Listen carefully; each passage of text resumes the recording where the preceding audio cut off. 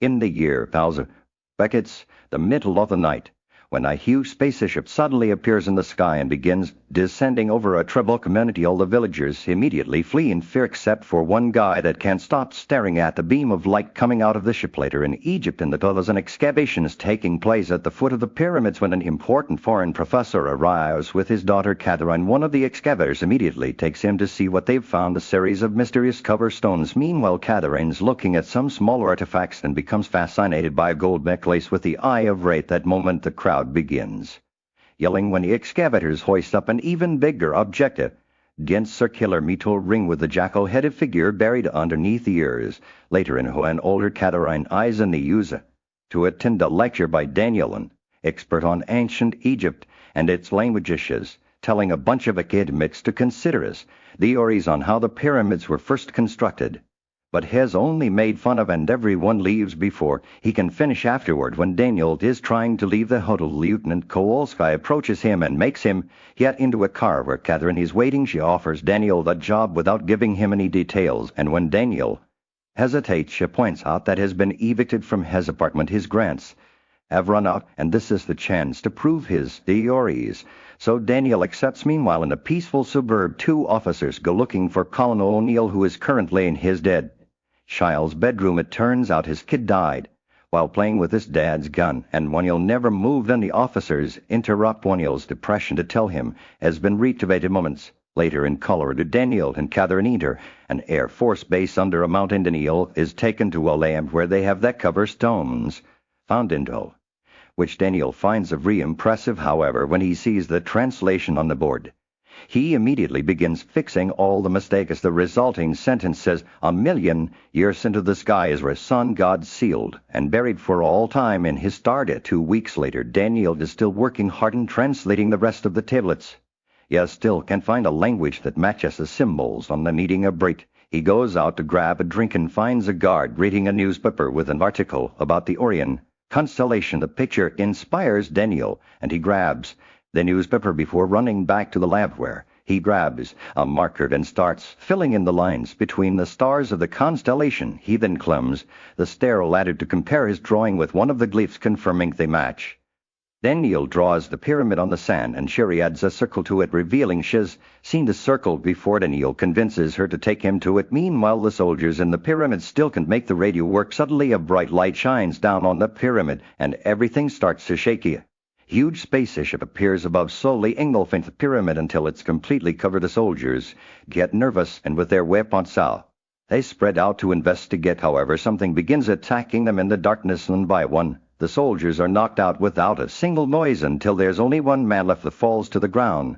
And when he turns around, he sees a guard with Anubis faces mysterious person, and another guard drag the soldiers into another room where there is a glowing sarcophagus from which a hand comes up. Back in the city, Scare sees O'Neill smoking and is impressed by the fire. O'Neill gifts him the lighter and some cigarettes, and Scare tries to smoke by cupping O'Neill, only to end up calling thin. Scare tries to grab a gun, but O'Neill slaps him away, and Scare runs out in fear. In the meantime, Sherry takes Daniel to a cave where they find a bunch of earth glyphs written on the wall. Daniel begins reading them in the Egyptian he knows, and Sherry corrects his pronunciation, which finally allows him to learn the local language. Back to O'Neill, he asks Scare and the other boys about Daniel by making hand gestures to describe him. The boys just keep copying the gestures without understanding, but when O'Neill mentions chicken and pretends to sneeze, Scare finally understands and offers Daniel's jacket to its creature, which begins tracking the sentence. Everyone follows it. Minutes later, O'Neill finds Daniel in the cave, and Daniel begins explaining everything he's learned from the writing. A space traveler escaped from a dying world looking for a way to extend his own life. He arrived on Earth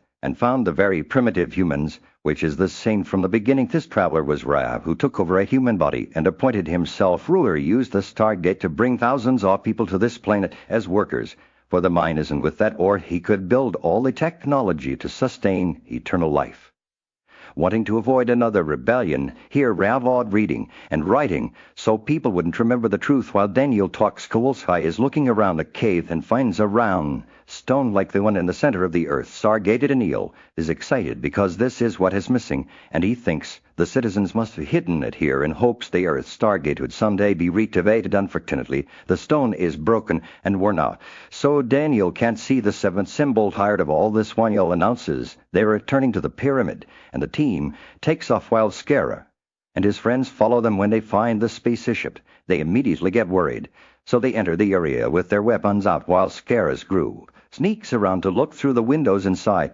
They find the team's camp things, but not a single body. Suddenly the mysterious guard appears, and before the soldier can reach it, he gets knocked out by the guard's staff. This staff is capable of shooting like a gun, so the guard begins shooting all over the room while the rest of the team runs away. Daniel and Daniel make it to the room with the bomb, only to find it gone. Suddenly the circular section of the ceiling opens and rings lower. As a light beam begins glowing, 3 guards show up and aim their staff weapons. Daniel and Daniel put their guns down, and they're taken through the beam of light until they reach a throne room with walls that are now opening to let in the sunlight. At that moment the leader shows up, bringing up the bomb with him, and everyone takes off their masks, revealing they're just human and not supernatural beings. The leader turns out to be Rada, and when the guards kneel to him, Daniel quickly moves to knock the guard back and take his staff. Then he fires and kills one of the guards, but before he can turn around, the other guard has his weapon aimed. Daniel jumps between them and gets shot instead, while a bunch of children surround Rad to protect them. Then the guard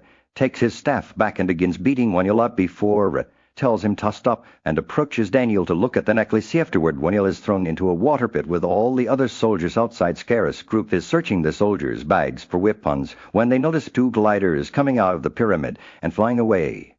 The gliders fire down on the city, shooting blasts all over the place. Except kneels to ask for mercy, but the gliders continue to blast away, killing many people, doing great damage to the town. After a few passes, the gliders leave, and Skara's group comes back and sees all the death and destruction. So tells Skara this is Rez's punishment for having helped the strangers. Moments later in the pyramid, Daniel wakes up in the sarcophagus and discovers his wound has been healed. When he comes out, the sarcophagus closes on its own, and the kid with the cat comes to attack on Daniel before running away. Daniel follows him until he arrives at Rash Embers. When Daniel asks if he had been dead, Ray explains chose humans precisely because their bodies are easy to repair. He says they shouldn't have reopened the gate because now he'll send the bomb back with a shipment of the special mineral that will increase the bomb's destructive power 100-fold. Created civilization, but now he wants to destroy it for their betrayal and prove has the only god, starting by taking Daniel's necklace in the cave. Skara and his group go looking for Sharai to tell her that Ra has called for an assembly with an execution. However, Sharai proceeds to share the story Daniel revealed so they can finally know the truth about their people. Moments later, all the citizens surround the pyramid for the assembler, and his guards appear wearing their masks, and they give Daniel a staff ordering him to kill the soldiers. At that moment, Sharai, Skara, and the boys mingle in the crowd. Skara uses the lighter to reflect the sunlight and get Daniel's attention, showing him that they've got the soldiers' weapons. Catching on the plan, Daniel pretends he'll kill his friends, only to turn around and shoot the throne. Instead, the boys shoot their weapons too, and everyone begins running around in panic as the guards shoot their staffs at them. Few people die in the process, including one of the soldiers, but everyone else gets to escape.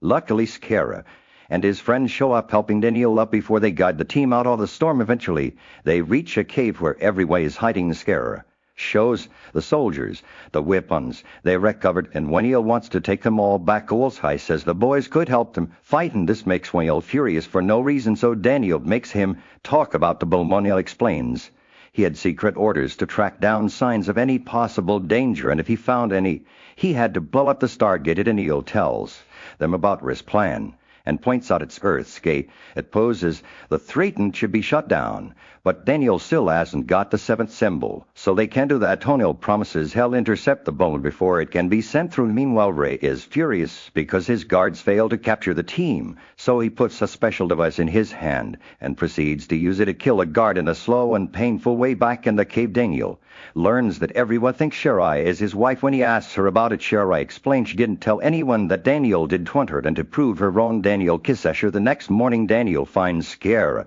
making a drawing of their victory, seeing the 3 moons. Daniel tries connecting them and realize this is the symbol for this planet.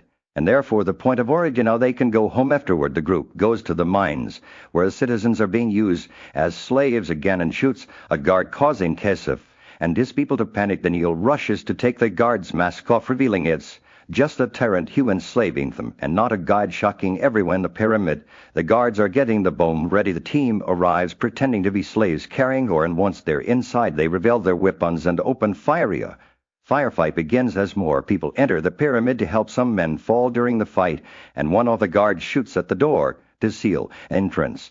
But Waniel shoots back to kill him. Suddenly gliders leave the pyramid again and attack the people outside. So Koolsvi guides them on how to hide and retaliate if they lose a few men in the process.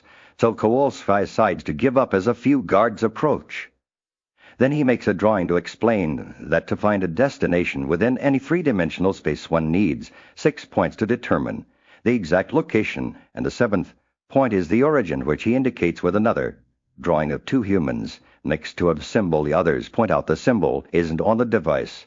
And when Daniel wonders what they mean, the wall goes up to reveal they have a Stargate found in Egypt, which is made from a mineral not found on Earth. In the control room they activate the Stargate, which begins spinning around. The screen shows close-up images of all that constellation glyphs, and Daniel notices why that looks like a pyramid with a circle above it. Grabs a marker and adds 2 little stick figures next to it, proving his theory right. They immediately program the 7th symbol into the gate, and this activates conditionment. So they make all the personnel evacuate. Suddenly a shaking starts, and the computer monitors go crazy as Earth is marked as the point of origin. The shaking keeps getting worse, and suddenly the Stargate activates with a Gint vortex streaming outwards front and back, leading a vertical wall of water. Orders are given to send in a probe, which moves up the ramp and stops in front of the gate to send through an arm. The arm continues to extend, and the probe is pulled through the Stargate. A computer analyzes the information, and they discover the probe has locked itself into a point somewhere in the Kalim galaxy. Daniel checks the map and reveals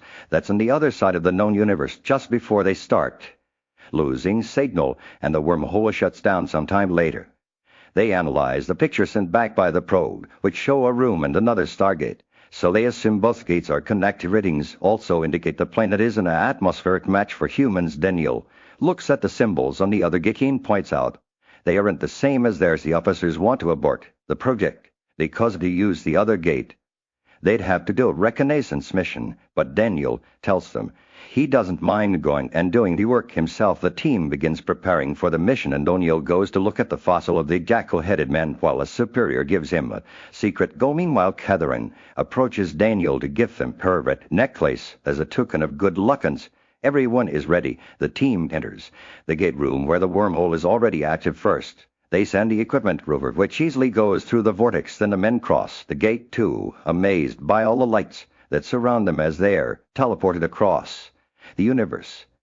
With the help of a few flares, they inspect a room and make their way out through a corridor where they discover the building is a replica of the Great Pyramid of Giza, and they are in the middle of a desert. Daniel is supposed to realign the Stargate, but he reveals he can't do that yet because he needs an order of enlightenment. I had assumed this gate would also have pivots, but they aren't there, so they need to find those symbols. First, the soldiers get angry with Daniel for getting them stuck here, and Koolsvi shows Daniel to the ground, but Waniel stops him before things escalate. While the team sets up camp, Waniel goes back into the pyramid and opens a hidden panel on the rover where he sets the cylindrical device and begins arming it to make a bomb. Once it's done, he adds a timer, pausing when he sees someone approaching. He closes the panel as Koolsvi announces the camp is ready. Back in the camp, the other soldiers bother Daniel and throw his suitcase out on the dunes for getting them stuck here. Daniel starts the tedious task of picking his stuff up, only pausing to get a snack. While he looks around, he notices some large animal paw prints in the sand and starts to follow them,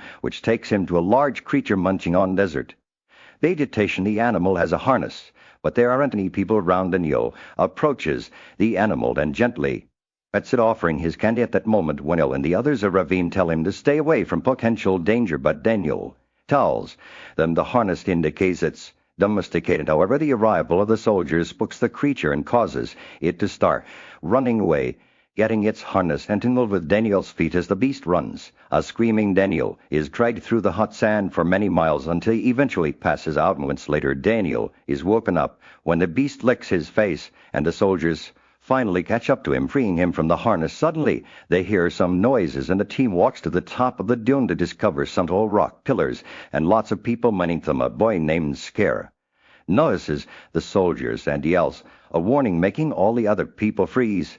As the team decides to approach them, when the people see Daniel's necklace, they all bow to him. O'Neill approaches Scare to shake his hand as a sign of peace. But Scare yells and runs away. One of the soldiers scans the mineral that is being mined and discovers it's the same mineral used for the gate.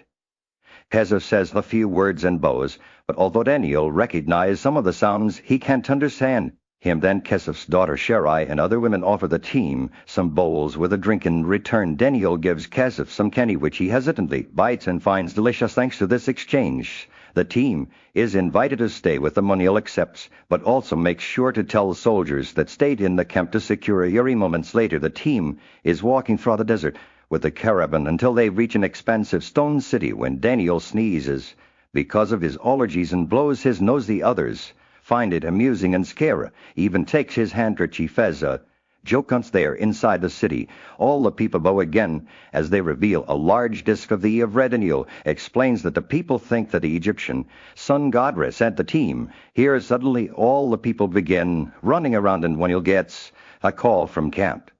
But it can't be heard because of all the static at the camp. The soldiers are getting surrounded by a sandstorm, so they decide to pick up their things and run inside the pyramid in the city.